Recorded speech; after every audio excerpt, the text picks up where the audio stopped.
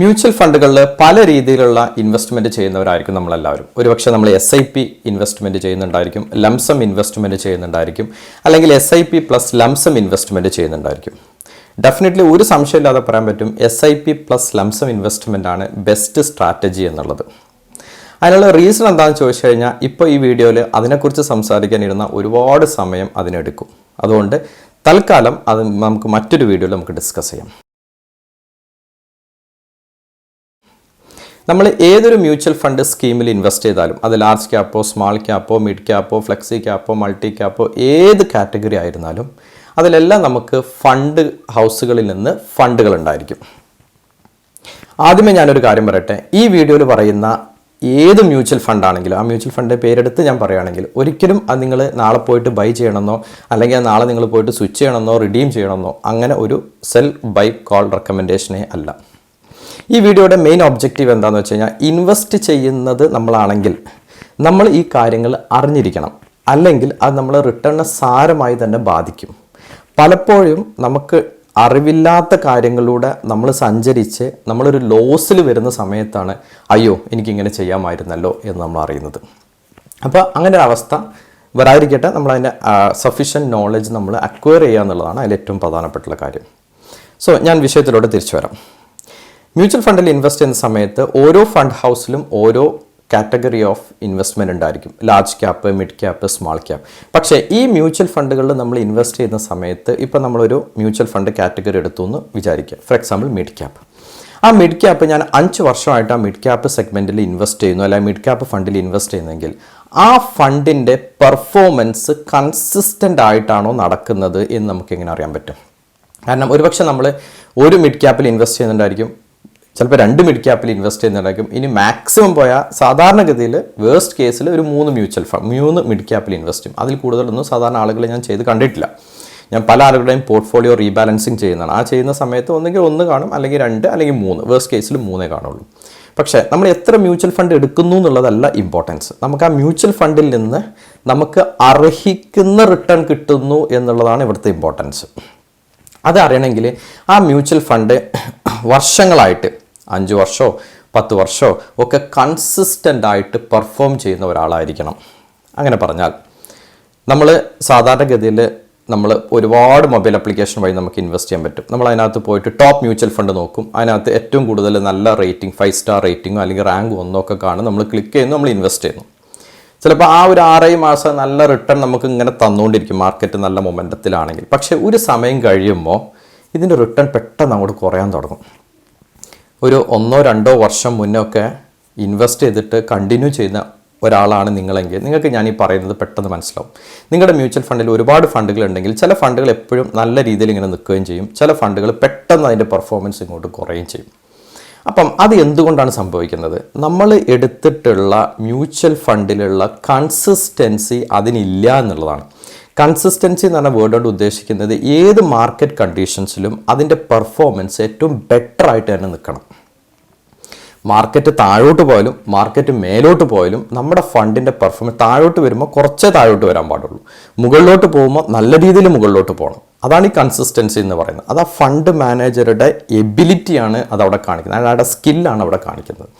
അപ്പോൾ അങ്ങനത്തെ ടൈപ്പ് ഫണ്ടുകൾ നമ്മൾ ചൂസ് ചെയ്താൽ എല്ലാ വർഷവും നമുക്കൊരു ഡീസൻറ്റ് റിട്ടേൺ കിട്ടും. അല്ലെങ്കിൽ എന്ത് സംഭവിക്കും? ഈ വർഷം എനിക്കൊരു 35% റിട്ടേൺ കിട്ടി, അടുത്ത വർഷം -20% റിട്ടേൺ കിട്ടുന്നതാണോ നല്ലത്? ഈ വർഷം എനിക്ക് 25% റിട്ടേൺ കിട്ടി, അടുത്ത വർഷം എനിക്ക് 25% റിട്ടേൺ കിട്ടി, അങ്ങനെ കൺസിസ്റ്റൻ്റ് ആയിട്ട് ഞാൻ പോകുന്നതാണോ ഏറ്റവും നല്ലത്? നിങ്ങളൊന്ന് ആലോചിച്ച് നോക്കിയേ. ഡെഫിനറ്റ് ആയിട്ടും ഇതിൻ്റെ ആൻസർ നിങ്ങളും ഞാനും അടക്കം ഈ വീഡിയോ കാണുന്ന എല്ലാവരും പറയും കൺസിസ്റ്റൻ്റ് ആയിട്ട് ചെയ്യുന്നതാണ് ഏറ്റവും നല്ലത്. എപ്പോഴും കൺസിസ്റ്റൻ്റ് ആയിട്ട് നല്ല റിട്ടേൺ കൊടുക്കുന്ന ഫണ്ടുകളായിരിക്കണം നമ്മൾ ചൂസ് ചെയ്യുന്നത്. ഒരിക്കലും പെട്ടെന്ന് ഒരു 35%, പെട്ടെന്ന് ഒരു സുപ്രഭാതത്തിൽ -30% കൊടുത്തു കഴിഞ്ഞാൽ നെറ്റ് റിട്ടേൺ നോക്കുമ്പോൾ വളരെ കുറവാണ്, 10% താഴെയുള്ളൂ. അങ്ങനെയുള്ള ഫണ്ടുകളിലോട്ട് നമ്മൾ പോകാതിരിക്കുക എന്നുള്ളത് വളരെ ഇമ്പോർട്ടൻ്റ് ആണ്. പക്ഷെ അങ്ങനെയുള്ള ഫണ്ടുകൾ എങ്ങനെ നമുക്ക് കണ്ടെത്താൻ പറ്റും? കാരണം മ്യൂച്വൽ ഫണ്ട് എന്ന് പറയുന്നത് വലിയൊരു വേൾഡാണ്. 10 large cap, mid cap, small cap segment എടുത്തു കഴിഞ്ഞാൽ 500 കമ്പനികളുണ്ട്. ഈ 500 കമ്പനികളിൽ തന്നെ ഇൻവെസ്റ്റ് ചെയ്യുന്ന എത്രയോ 100 കണക്കിന് മ്യൂച്വൽ ഫണ്ട് ഉണ്ട്. പക്ഷേ ഇതിൽ എങ്ങനെയാണ് നമ്മുടെ ഫണ്ട് കൺസിസ്റ്റൻ്റ് ആണോ അല്ലേ എന്നുള്ളത് അറിയാം. അതിന് ഏറ്റവും പ്രധാനപ്പെട്ടിട്ടുള്ള ഒരു ഫാക്ടറാണ് പറയുന്നത് ക്വാർട്ടൈൽ റേറ്റിംഗ് എന്ന് പറയും. ഇത് ചിലപ്പോൾ നിങ്ങൾ പുതുതായിട്ട് കേൾക്കുന്ന ഒരു പേരായിരിക്കാം. ഇത് മ്യൂച്വൽ ഫണ്ടിലുള്ള ഏറ്റവും പ്രധാനപ്പെട്ടിട്ടുള്ള ഒരു സംഭവമാണ് ക്വാർട്ടൈൽ റേറ്റിംഗ്. ക്വാർട്ടൈൽ റേറ്റിംഗ് തീരുമാനിക്കുന്നത് നിങ്ങളുടെ മ്യൂച്വൽ ഫണ്ട് കൺസിസ്റ്റൻറ്റ് പെർഫോമർ ആണോ എന്നുള്ളത് അറിയാനുള്ള ഒരു സംഭവമാണ്. അപ്പോൾ നിങ്ങളുടെ പോർട്ട്ഫോളിയോയിലുള്ള ഒരു ഫണ്ട് ഉണ്ട്, അതിൻ്റെ ക്വാർട്ടൈൽ റേറ്റിംഗ് നമുക്ക് ഈസി ആയിട്ട് അറിയാൻ പറ്റും. പക്ഷേ ഒരു മ്യൂച്വൽ ഫണ്ട് നല്ലതാണോ, ഏറ്റവും ബെസ്റ്റ് പെർഫോമിങ് മ്യൂച്വൽ ഫണ്ടാണോ എൻ്റെ കയ്യിലിരിക്കുന്നതെന്ന് അറിയാൻ ഒരുപാട് കാര്യങ്ങൾ ചെക്ക് ചെയ്യണം. പക്ഷേ അതിൽ ഒരു പ്രധാനപ്പെട്ട കാര്യമാണ് ഈ പറഞ്ഞിട്ടുള്ള ക്വാർട്ടൈൽ റേറ്റിംഗ്. ക്വാർട്ടൈൽ റേറ്റിംഗ് നമ്മുടെ അടുത്ത് പറയും നിങ്ങളുടെ മ്യൂച്വൽ ഫണ്ട് 10 വർഷമായിട്ട് നല്ല കൺസിസ്റ്റൻ്റ് ആയിട്ട് റിട്ടേൺ തരുന്ന ഫണ്ടാണോ, അതല്ല ഒരു വർഷം 35% തന്ന് അടുത്ത വർഷം -30 തരുന്ന ഫണ്ടാണോ എന്നുള്ള കാര്യങ്ങൾ ഈ ക്വാർട്ടൈൽ റേറ്റിംഗ് പറയും. നമുക്ക് നോക്കാം, സ്ക്രീനിലോട്ട് പോയി നോക്കാം എങ്ങനെയാണ് ക്വാർട്ടൈൽ റേറ്റിംഗ് ബേസ് ചെയ്തിട്ട് നിങ്ങളുടെ കയ്യിലുള്ള മ്യൂച്വൽ ഫണ്ട് അല്ലെങ്കിൽ നമ്മുടെ മ്യൂച്വൽ ഫണ്ട് നല്ല മ്യൂച്വൽ ഫണ്ടാണോ, നല്ല രീതിയിൽ എല്ലാ വർഷങ്ങളിലും നല്ല റിട്ടേൺ കൊടുക്കാൻ കഴിവുള്ള ഫണ്ടാണോ എന്ന് നമുക്ക് ക്വാർട്ടൈൽ റേറ്റിംഗ് വെച്ചിട്ട് തീരുമാനിക്കാൻ പറ്റും. സ്ക്രീനിൽ പോയിട്ട് ഞാൻ അതിൻ്റെ ഡീറ്റെയിൽസ് കാണിച്ചു തരാം. ഓക്കെ, സോ നമ്മൾ സ്ക്രീനിൽ വന്നിട്ടുണ്ട്. ഞാൻ നേരത്തെ പറഞ്ഞ പോലെ മ്യൂച്വൽ ഫണ്ടിൻ്റെ ക്വാർട്ടൈൽ റാങ്കിങ് നമ്മൾ എങ്ങനെയാണ് ചെക്ക് ചെയ്ത് നോക്കാം. നമുക്ക് ഹെഡിങ് കാണാൻ പറ്റും, ക്വാർട്ടൈൽ റാങ്കിങ്. നമുക്ക് ഏത് കാറ്റഗറി വേണമെങ്കിലും എടുക്കാം. ജസ്റ്റ് എന്താണ് സംഭവം എന്ന് നിങ്ങൾക്ക് പറഞ്ഞ് മനസ്സിലാക്കാൻ വേണ്ടിയിട്ട് ഞാനിപ്പോൾ സ്മാൾ ക്യാപ് കാറ്റഗറിയാണ് ഇവിടെ എടുത്തിട്ടുള്ളത്. ഇപ്പോൾ സ്മാൾ ക്യാപ് കാറ്റഗറിയിലുള്ള എല്ലാ മ്യൂച്വൽ ഫണ്ടുകളുടെയും കഴിഞ്ഞ 10 വർഷത്തെ ക്വാർട്ടൈൽ റാങ്കിങ് ഞാനിവിടെ ലിസ്റ്റ് ചെയ്തിട്ടുണ്ട്. ആ ഫണ്ട് ലോഞ്ച് ചെയ്ത വർഷം തൊട്ട്, അതേപോലെ അതിൻ്റെ AUM, അതിൻ്റെ ഓരോ വർഷങ്ങളിലും അതിൻ്റെ പെർഫോമൻസ് എങ്ങനെയാണെന്നുള്ളതാണ് ഇത് കാണിക്കുന്നത്. ഞാൻ 2 ഫണ്ടുകൾ അല്ലെങ്കിൽ 2-3 ഫണ്ടുകൾ എടുത്തിട്ട് എക്സാമ്പിൾസ് പറയാം. ഒരിക്കലും ഈ ഫണ്ട് പോയി വാങ്ങുകയോ വിൽക്കുകയോ ചെയ്യരുത്. ഇത് ഒരു ഇൻഫർമേഷന് വേണ്ടിയിട്ടാണ്. നിങ്ങൾക്ക് നിങ്ങളുടെ ഫണ്ട് ചെക്ക് ചെയ്യാൻ പറ്റും. അതെങ്ങനെയാണ് ചെക്ക് ചെയ്യേണ്ടത്, അതിൻ്റെ പെർഫോമൻസ് നല്ലതാണോ അല്ലെങ്കിൽ അത് കൺസിസ്റ്റൻ്റ് ആയിട്ടല്ല പെർഫോമൻസ് ചെയ്യുന്നതെങ്കിൽ എന്തെങ്കിലും ഹെൽപ്പുകൾ വേണമെങ്കിൽ അതിനെക്കുറിച്ചുള്ള ഇൻഫർമേഷൻസ് ഞാൻ നിങ്ങൾക്ക് പറഞ്ഞുതരാൻ, നിങ്ങളെ ഹെൽപ്പ് ചെയ്യാൻ എനിക്ക് പറ്റും. ഞാനൊരു സർട്ടിഫൈഡ് അഡ്വൈസർ ആയതുകൊണ്ട് തന്നെ. സോ അതിന് എന്തെങ്കിലും ആവശ്യമുണ്ടെങ്കിൽ കമൻറ്റിൽ അതിൻ്റെ ഡീറ്റെയിൽസ് കൊടുത്തിട്ടുണ്ട്. നമ്മുടെ വീഡിയോൻ്റെ ഡിസ്ക്രിപ്ഷനിൽ ആ വാട്സപ്പ് നമ്പറും കാര്യങ്ങളും കൊടുത്തിട്ടുണ്ട്. നിങ്ങൾക്ക് അത് യൂസ് ചെയ്തിട്ട് ചെക്ക് ചെയ്ത് നോക്കാം. ഓക്കെ, സോ നമുക്ക് വിഷയത്തിലോട്ട് വരാം. എന്താണ് ക്വാർട്ടൈൽ റാങ്കിങ്? നമുക്കതിൻ്റെ ഡീറ്റെയിൽസ് അറിയാം. ഇപ്പോൾ പറഞ്ഞ പോലെ തന്നെ നമുക്ക് ഒരു ഫണ്ട് എടുത്തിട്ട് അതിൻ്റെ ക്വാർട്ടൈൽ റാങ്കിങ് നോക്കാം. ഞാനിപ്പോൾ HDFCൻ്റെ സ്മാൾ ക്യാപ് ഫണ്ട്, ഞാൻ HDFC എന്നിവിടെ ടൈപ്പ് ചെയ്യുമ്പോൾ തന്നെ സ്മാൾ ക്യാപ്പ് ആയതുകൊണ്ട് ആ കാറ്റഗറി ഇവിടെ ലിസ്റ്റ് ചെയ്യും. ഇപ്പോൾ HDFCൻ്റെ സ്മാൾ ക്യാപ് ഫണ്ട് എടുത്തു കഴിഞ്ഞാൽ അത് ലോഞ്ച് ചെയ്തിരിക്കുന്നത് 2008 34,000 കോടി AUM ഉള്ളൊരു ഫണ്ടാണ്. ഈ ഫണ്ട് നോക്കിക്കഴിഞ്ഞാൽ 2015 ഇതൊരു ബോട്ടം ഹിറ്റിംഗ് കൊടുത്തിട്ടുണ്ട്. അതായത് ബോട്ടം ക്വാർട്ടൈൽ റാങ്കിങ്, ബോട്ടം എന്ന് പറഞ്ഞാൽ ഏറ്റവും താഴെ മോശം പെർഫോമൻസ് ആ വർഷം അതിന് വന്നിട്ടുണ്ട് എന്നർത്ഥം. 2019 ബോട്ടമായിരുന്നു, 2020 ബോട്ടമായിരുന്നു. 2020 മിക്ക ഫണ്ടുകളും ബോട്ടമായിരിക്കും, കാരണം ആ കോവിഡിൻ്റെ ഒക്കെ ഒരു അവസ്ഥ വന്നുകൊണ്ടാണ്. 2024 അതൊരു ബോട്ടം പെർഫോമറായിരുന്നു. അപ്പോൾ ഈ 10 വർഷത്തെ ഡാറ്റ എടുത്ത് നോക്കി കഴിഞ്ഞാൽ 2025 ഇയർ ടിൽ ഡേറ്റ് ഇതുവരെ അത് ടോപ്പ് പെർഫോമറാണ്. പക്ഷേ നോക്കിക്കഴിഞ്ഞാൽ 1, 2, 3, 4 പ്രാവശ്യം ഈ ഫണ്ട് ഏറ്റവും മോശം പെർഫോമൻസ് കൊടുത്ത വർഷങ്ങൾ ഉണ്ടായിട്ടുണ്ട് എന്നർത്ഥം. അത് മനസ്സിൽ വെക്കുക. ഇനി നമുക്ക് അടുത്ത ഫണ്ട് നോക്കാം. ഞാനിപ്പം ICICIയുടെ ഫണ്ട് നോക്കുന്നു. ഏത് നോക്കാം കേട്ടോ, ICICIയുടെ ഫണ്ട് 2015, 2017, 2018, 2024. HDFC 2020 ബോട്ടം പെർഫോമറായിരുന്നു. പക്ഷേ ICICI 2020 ലോവർ കാറ്റഗറിയിലാണ്, ലോവർ മിഡ്, ലോവറോ അപ്പറോ അല്ലെങ്കിൽ ബോട്ടോ. സോ ഇത് ലോവർ മിഡിലാണ് ഈ വർഷം വന്നുള്ളത്. പക്ഷേ എന്നാലും ഇതും HDFC കമ്പയർ ചെയ്യുമ്പോൾ എനിക്ക് ഓൾമോസ്റ്റ് സെയിം ആയിട്ടാണ് തോന്നുന്നത്. കാരണം ബോട്ടം പെർഫോമൻസ് നോക്കുകയാണെങ്കിൽ 1, 2, 3, 4 വർഷങ്ങളിൽ ഇത് ബോട്ടം പെർഫോമൻസ് കൊടുത്തിട്ടുണ്ട്. അപ്പോൾ ICICIയുടെ സ്മാൾ ക്യാപ്പും HDFCയുടെ സ്മാൾ ക്യാപ്പും കമ്പയർ ചെയ്യുമ്പോൾ കൺസിസ്റ്റൻസി 2 വർഷങ്ങൾ ഒരേ പെർഫോമൻസ് കൊടുത്ത് നോക്കി, ഒരേ 10 വർഷത്തെ ഡാറ്റ എടുത്ത് നോക്കിയാൽ രണ്ടും ഓൾമോസ്റ്റ് ഒരേപോലെയാണെന്ന് നമുക്ക് ക്വാർട്ടൈൽ റാങ്കിങ്ങിൻ്റെ ബേസിൽ പറയാൻ പറ്റും. ഇനി ഞാൻ വേറൊരു ഫണ്ട് എടുക്കാം, നമുക്ക് SBI എടുക്കാം.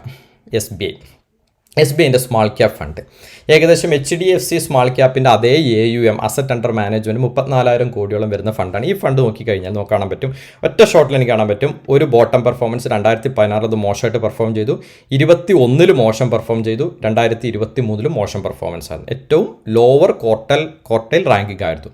പക്ഷേ അത് കഴിഞ്ഞിട്ടുള്ള അതിൻ്റെ തുറന്ന വർഷങ്ങൾ 24, 25 ഈ ലോവർ കാറ്റഗറിയിലോട്ടാണ് അത് വന്നത്. പക്ഷേ ഇത് നമുക്ക് എന്ത് മനസ്സിലാക്കാം, എത്ര പ്രാവശ്യം ഇവിടെ ബോട്ടം പെർഫോമൻസ് വന്നിട്ടുണ്ട്? 3 തവണ വന്നിട്ടുണ്ട്. 2016, 21, 23. 3 വർഷം ഇത് ബോട്ടം പെർഫോമൻസ് ആയിരുന്നു. HDFCനെയും ICICIനെയും കമ്പയർ ചെയ്യുമ്പോൾ നമുക്ക് ഒറ്റ ഷോട്ടിൽ പറയാൻ പറ്റും SBI സ്മാൾ ക്യാപ്പ് ഫണ്ടിൻ്റെ കൺസിസ്റ്റൻസി നല്ലതാണ് എന്ന് പറയാൻ പറ്റും. അതായത് 3 പ്രാവശ്യമാണ് ഇത് ബോട്ടം പെർഫോമൻസ് കൊടുത്തിട്ടുള്ളൂ. ടോപ്പ് പെർഫോമൻസ് ഏകദേശം 1, 2, 3 പ്രാവശ്യം ടോപ്പ് പെർഫോമൻസ് വന്നിട്ടുള്ളൂ. ലോവർ 3 പ്രാവശ്യം വന്നിട്ടുണ്ട്. അപ്പർ മിഡ് 1 പ്രാവശ്യം വന്നിട്ടുണ്ട്. അപ്പോൾ നമ്മൾ അതിനെ ബേസ് ചെയ്തിട്ട് കമ്പയർ ചെയ്യുന്ന സമയത്ത്, അതായത് HDFC സ്മാൾ ക്യാപ്പിനെയും ICICI സ്മാൾ ക്യാപ്പിനെയും കമ്പയർ ചെയ്യുന്ന സമയത്ത് നമുക്ക് ഒരു കാര്യം മനസ്സിലായി. SBI സ്മാൾ ക്യാപ്പ് ഒരു കൺസിസ്റ്റൻ്റ് പെർഫോമൻസ് കൊടുക്കുന്ന ഫണ്ടാണ്. ഞാൻ വീണ്ടും പറയുന്നു, ഇത് കൺസിസ്റ്റൻ്റാന്ന് പറഞ്ഞുകൊണ്ട് നാളെ ഇത് പോയി വാങ്ങിക്കരുത്. ഇതിനേക്കാൾ കൺസിസ്റ്റൻ്റായ ഫണ്ടുകളുണ്ട്, സ്മാൾ ക്യാപ്പിലുണ്ട്. ഇതിനേക്കാളും മോശപ്പെട്ടിട്ടുള്ള ഫണ്ടുകളുണ്ട്. കാരണം നമ്മളിപ്പോൾ സ്മാൾ ക്യാപ്പ് കാറ്റഗറിയിലെ ഈ ഫിൽട്ടർ ഇവിടെ ഒഴിവാക്കി കഴിഞ്ഞാൽ എത്ര കാറ്റഗറി ഉണ്ടെന്ന് പറയും. ഒരുപാട് കാറ്റഗറീസ് ഓഫ് ഫണ്ട് നമുക്കിതിൽ കാണാൻ പറ്റും. അപ്പോൾ നമ്മളത് ശ്രദ്ധിക്കുക. ഇപ്പോൾ നമുക്ക് നമ്മുടെ കയ്യിലുള്ള ഫണ്ട് കൺസിസ്റ്റൻ്റ് ആയിട്ട് എല്ലാ വർഷവും നല്ല റിട്ടേൺ കൊടുക്കുന്ന ഫണ്ടാണോ അല്ലേ എന്നുള്ളതാണ് നമ്മൾ തീരുമാനിക്കേണ്ടത്. അതല്ല എന്നുണ്ടെങ്കിൽ നമ്മൾ ഏറ്റവും പെട്ടെന്ന് ആ ഫണ്ടിൽ നിന്ന് മാറി നല്ല ഫണ്ടുകളിലോട്ട് നമ്മൾ വരാനായിട്ട് ശ്രമിക്കുക. നമ്മളെ പോർട്ട്ഫോളിയോയിൽ ഒരുപാട് മ്യൂച്വൽ ഫണ്ടുകൾ വേണമെന്നില്ല, പക്ഷേ ഉള്ളത് വളരെ ക്വാളിറ്റി ഉള്ളതായിരിക്കണം, അല്ലെങ്കിൽ കൺസിസ്റ്റൻ്റ് പെർഫോമൻസ് കൊടുക്കുന്ന നല്ല ഫണ്ടുകളായിരിക്കണം. 5 ഫണ്ടുകളിലേക്ക് 5 ഫണ്ട് മതി, പക്ഷേ അത് ഉള്ളത് ബെസ്റ്റ് ആയിരിക്കണം. അതെപ്പോഴും ശ്രദ്ധിക്കുക. ഓക്കെ, സ്ക്രീനിൽ നമ്മൾ കണ്ടപ്പോൾ നമ്മൾ ഏറ്റവും പ്രധാനപ്പെട്ട് ശ്രദ്ധിച്ച ഒരു കാര്യം എന്താണ്? ഏറ്റവും കൺക്ലൂഡ് ചെയ്ത് പറഞ്ഞാൽ ടോപ്പ് കാറ്റഗറി ഉണ്ട്, അപ്പർ കാറ്റഗറി ഉണ്ട്, ലോവർ കാറ്റഗറി ഉണ്ട്, ബോട്ടം കാറ്റഗറി ഉണ്ട്. ഇങ്ങനെ 4 കാറ്റഗറിയിലാണ് ഇത് മെയിനായിട്ട് വ്യാപിച്ച് കിടക്കുന്നത്. അപ്പം നമ്മുടെ ഫണ്ട് എപ്പോഴൊക്കെ ബോട്ടം ക്വാർട്ടൈൽ റേറ്റിംഗിൽ വരുന്നോ ആ സമയത്ത് അത് ഏറ്റവും മോശം പെർഫോമർ ആണ്. ആ കാറ്റഗറിയിലെ ആവറേജ് എടുത്താൽ ആ കാറ്റഗറിയിലെ മോശം പെർഫോമർ ആണ്. അപ്പോൾ നമ്മളൊരു ഫണ്ട് എടുക്കുന്ന സമയത്ത് ആ ഫണ്ട് ഒരിക്കലും ബോട്ടം കാറ്റഗറിയിൽ വരാൻ പാടില്ല, അല്ലെങ്കിൽ വന്നിട്ടുള്ള വർഷങ്ങൾ വളരെ കുറവായിരിക്കണം. ഏറ്റവും കൂടുതൽ അത് ടോപ്പിലോ അല്ലെങ്കിൽ അപ്പർ കാറ്റഗറിയിലോ വന്ന് നിൽക്കുന്നതായിരിക്കണം. അങ്ങനെ വരുമ്പോൾ അതിൻ്റെ അർത്ഥം എന്താ? എല്ലാ വർഷങ്ങളിലും അത് ടോപ്പ് പെർഫോമറോ അല്ലെങ്കിൽ അപ്പർ മിഡോ ടോപ്പിന് കുറച്ച് താഴെയോ ആയിട്ട് നിൽക്കുന്ന കാറ്റഗറി ആയിരിക്കും. പക്ഷെ കൂടുതൽ സമയം ഒരു ഫണ്ടിൽ ബോട്ടം ആ റെഡ് കളർ ഇങ്ങനെ കണ്ടിന്യൂസ് ആയിട്ട് വന്നുകൊണ്ടിരിക്കുന്നു എന്ന് അതിൻ്റെ അർത്ഥം എന്താ? ഒരു സമയത്ത് ടോപ്പ്, ഒരു സമയത്ത് ബോട്ടം. ഏറ്റവും ടോപ്പിൽ നിൽക്കുന്നു, ഏറ്റവും മൈനസിലോട്ട് വരുന്നു, വീണ്ടും ടോപ്പിലോട്ട് പോകുന്നു, വീണ്ടും മൈനസിലോട്ടും. അങ്ങനെ പോകുന്നതാണോ നല്ലത്? അപ്പർ മിഡ്, ലോവർ മിഡ്, അല്ലെങ്കിൽ upper lower top, upper top, upper top, ഇങ്ങനെ നിൽക്കുന്നതാണോ നല്ലത്? ഡെഫിനറ്റ്ലി അപ്പർ ടോപ്പ് അങ്ങനെ ഒരു കാറ്റഗറിയിൽ നിൽക്കുന്നതാണ് നല്ലത്. അങ്ങനെ എന്ന് കഴിഞ്ഞാൽ ഒരു വർഷം 35% റിട്ടേൺ കൊടുത്തിട്ടുണ്ടെന്ന് വിചാരിക്കും ഒരു എക്സാമ്പിൾ. നെക്സ്റ്റ് വർഷം ചിലപ്പോൾ അത് 20% റിട്ടേൺ കൊടുക്കും. ഇനി അതല്ല, വേറെ എക്സാമ്പിൾ എടുത്തു കഴിഞ്ഞാൽ 15% റിട്ടേൺ കൊടുത്തിട്ടുണ്ടെന്ന് വിചാരിക്കുക. അടുത്ത വർഷം വേണമെങ്കിൽ അത് 8%, 7% റിട്ടേൺ കൊടുക്കാം. അതാണോ നല്ലത്? 25% കൊടുത്ത് -30 കൊടുക്കുന്നതാണോ നല്ലത്? ഒരിക്കലും അങ്ങനെയല്ല, അല്ലേ? അപ്പോൾ കൺസിസ്റ്റൻ്റ് ആയിട്ട് ആ ഫണ്ട് എപ്പോഴും ടോപ്പിലോ അല്ലെങ്കിൽ അപ്പർ കാറ്റഗറിയിലോ അല്ലെങ്കിൽ വേഴ്സ്റ്റ് കേസിൽ ലോവറിലോ നിൽക്കണം. ബോട്ടം എന്ന് പറയുന്ന നമ്മൾ കണ്ടിട്ടുള്ള ആ റെഡ് കളർ ഒരിക്കലും വരാൻ പാടില്ല, അല്ലെങ്കിൽ അത് വന്നിട്ടുള്ള വർഷങ്ങൾ വളരെ കുറവായിരിക്കണം. അപ്പം നിങ്ങളുടെ മ്യൂച്വൽ ഫണ്ടിൻ്റെ ക്വാർട്ടൈൽ റാങ്കിങ് സിമ്പിളായിട്ട് നോക്കിയാൽ എത്ര പ്രാവശ്യം അത് ബോട്ടം ഹിറ്റ് ചെയ്തിട്ടുണ്ട്. കൂടുതൽ തവണ അത് ബോട്ടത്തിലോട്ട് വന്നിട്ടുണ്ടെങ്കിൽ നിങ്ങളുടെ ഫണ്ട് വളരെ വോളറ്റൈലാണ്, അല്ലെങ്കിൽ മറ്റ് പിയേഴ്സിന് അപേക്ഷിച്ച് ഒരു 10 വർഷത്തെ ഡാറ്റ എടുത്താൽ 10 വർഷത്തിൽ 8 തവണ അല്ലെങ്കിൽ 4 തവണ അല്ലെങ്കിൽ 3 തവണ അത് ബോട്ടം വന്നിട്ടുണ്ടോ? നിങ്ങളുടെ കയ്യിലുള്ള വേറൊരു മിഡ് ക്യാപ് ഫണ്ട് നിങ്ങൾ എടുത്തോ, അത് വെച്ച് നിങ്ങൾ നോക്കിക്കോ. ഓക്കെ, ഈ ഫണ്ടിനെ അപേക്ഷിച്ച് ഈ ഫണ്ട് 4 തവണ ബോട്ടം ഹിറ്റ് ചെയ്തിട്ടുണ്ടെങ്കിൽ, ബോട്ടം കാറ്റഗറിയിൽ വന്നിട്ടുണ്ടെങ്കിൽ ഈ ഫണ്ടിൻ്റെ പെർഫോമൻസ് മോശമാണ് കമ്പാരബിൾ ടു എൻ്റെ കയ്യിലുള്ള മറ്റു ഫണ്ടുമായിട്ട്. ആ ഫണ്ടിൽ 3 പ്രാവശ്യം ബോട്ടം വന്നിട്ടുണ്ട്, വേറെ ഫണ്ടിൽ 5 പ്രാവശ്യം ബോട്ടം വന്നിട്ടുണ്ടെങ്കിൽ 5 പ്രാവശ്യം ബോട്ടം വന്നിട്ടുള്ള ഫണ്ട് ഡെഫിനറ്റ്ലി ഒരു അതിൻ്റെ പിയേഴ്സായിട്ട് കമ്പയർ ചെയ്യുമ്പോൾ ഒരു മോശം പെർഫോമറാണെന്ന് മനസ്സിലാക്കാൻ പറ്റും. അപ്പോൾ ഇത് ശ്രദ്ധിക്കുക. നിങ്ങളുടെ കയ്യിലുള്ള മ്യൂച്വൽ ഫണ്ട് പോർട്ട്ഫോളിയോയിൽ ഡെഫിനറ്റായിട്ടും ഇങ്ങനത്തെ കാര്യങ്ങളെല്ലാം നമ്മൾ ചെക്ക് ചെയ്യണം. നമ്മൾ ജസ്റ്റ് ഒരു SIP തുടങ്ങി ഇട്ടതുകൊണ്ടോ ഒരു ലംസം ചെയ്ത് കഴിഞ്ഞതുകൊണ്ടോ നമ്മുടെ ജോലി അവിടെ തീരുന്നില്ല. നമുക്ക് ഇതേപോലത്തെ നോളജുകൾ വേണം, അല്ലെങ്കിൽ ഇത് നോളജ് അറിയാവുന്ന ആളുകളെടുത്ത് നിങ്ങൾ ചോദിച്ചിട്ട് ഞാൻ ചൂസ് ചെയ്തിരിക്കുന്ന ഫണ്ട് നല്ലതാണോ എന്നറിയണം. ഞാൻ എൻ്റെ മുന്നത്തെ വീഡിയോയിൽ പറഞ്ഞിരുന്നു റോളിംഗ് റിട്ടേണിനെ ബേസ് ചെയ്തുകൊണ്ട് എങ്ങനെയാണ് നമ്മുടെ മ്യൂച്വൽ ഫണ്ടിൻ്റെ പെർഫോമൻസ് ഇവാലുവേറ്റ് ചെയ്യുന്നത്. അതേപോലെ നമ്മൾ അറിഞ്ഞിരിക്കേണ്ട ഒരു സാധനമാണ് ക്വാർട്ടൈൽ റാങ്കിങ്. ഇങ്ങനെ ഒരുപാട് പാരാമീറ്റേഴ്സ് നമ്മുടെ മ്യൂച്വൽ ഫണ്ട് പോർട്ട്ഫോളിയോ നോക്കിയിട്ട് നമ്മൾ ഇവാലുവേറ്റ് ചെയ്ത് കഴിഞ്ഞാലാണ് നമ്മുടെ കയ്യിലുള്ള ഫണ്ട് നല്ലതാണോ, അല്ലെങ്കിൽ ഞാൻ എടുത്തിരിക്കുന്നത് ഒരു ബാഡ് പെർഫോമൻസിലൂടെ പോകുന്ന ഫണ്ടാണോ എന്നൊക്കെ നമുക്ക് അറിയാൻ പറ്റുള്ളൂ. അതുകൊണ്ട് നിങ്ങളുടെ കയ്യിലുള്ള മ്യൂച്വൽ ഫണ്ടിൻ്റെ ക്വാർട്ടൈൽ റാങ്കിങ് നിങ്ങൾ ചെക്ക് ചെയ്യാൻ മറക്കരുത്. നിങ്ങൾക്ക് അത് ഏത് കാറ്റഗറിയിലാണ്, ഇപ്പോൾ ഫോർ എക്സാമ്പിൾ 2024 അവസാനം തൊട്ട് മാർക്കറ്റ് ഇടിഞ്ഞ സമയത്ത് നിങ്ങളുടെ ഫണ്ടിൻ്റെ ക്വാർട്ടൈൽ റാങ്കിങ് ടോപ്പിലായിരുന്നോ, അപ്പറിലായിരുന്നോ, ലോവറിലായിരുന്നോ, ബോട്ടത്തിലായിരുന്നോ എന്ന് ഈ വീഡിയോയുടെ താഴെ കമൻറ്റ് ചെയ്യാം. അതേപോലെ ഈ വീഡിയോ കണ്ടിട്ട് നിങ്ങൾക്ക് എന്തെങ്കിലുമൊക്കെ ഒരു പുതിയ ഇൻഫർമേഷൻ ലേൺ ചെയ്യാൻ പറ്റിയിട്ടില്ല, അല്ലെങ്കിൽ നിങ്ങൾക്ക് ഇത് യൂസ്ഫുൾ ആയിട്ടെന്ന് തോന്നുകയാണെങ്കിൽ ഈ വീഡിയോ ലൈക്ക് ചെയ്യുക, അതേപോലെ തന്നെ സബ്സ്ക്രൈബ് ചെയ്യുക. എല്ലാവരും പറയുന്ന പോലെ തന്നെ അത് എനിക്കൊരു മോട്ടിവേഷനാണ്, അടുത്ത തുടർന്നുള്ള വീഡിയോസ് ചെയ്യാൻ അത് എനിക്കൊരു മോട്ടിവേഷൻ കിട്ടും. അതേപോലെ സ്റ്റോക്ക് മാർക്കറ്റിനെ കുറിച്ചോ മ്യൂച്വൽ ഫണ്ടിനൊക്കെ കുറിച്ച് പഠിക്കാനും ഇൻട്രസ്റ്റ് ഒക്കെ ഉള്ള ഏതെങ്കിലും ഒരു ഫ്രണ്ടോ നിങ്ങളുടെ ഫാമിലിയിലോ കൊളീഗ്സിലൊക്കെ ഉണ്ടെങ്കിൽ അവർക്ക് ഈ വീഡിയോ നിങ്ങളൊന്ന് ഷെയർ ചെയ്ത് കൊടുക്കുക. അവരും അറിഞ്ഞിരിക്കട്ടെ അവരുടെ ഫണ്ടുകളിൽ കൺസിസ്റ്റൻറ്റ് പെർഫോമർ ഉണ്ടോ ഇല്ല. കൺസിസ്റ്റൻറ്റ് പെർഫോമർ ഇല്ലെങ്കിൽ ആ ഫണ്ടിൽ നിന്ന് നമ്മൾ മെല്ലെ മെല്ലെ എക്സിറ്റായി നല്ല ഫണ്ടുകളിലോട്ട് നമ്മൾ സ്വിച്ച് ചെയ്യാൻ ശ്രമിക്കുകയും ചെയ്യുക.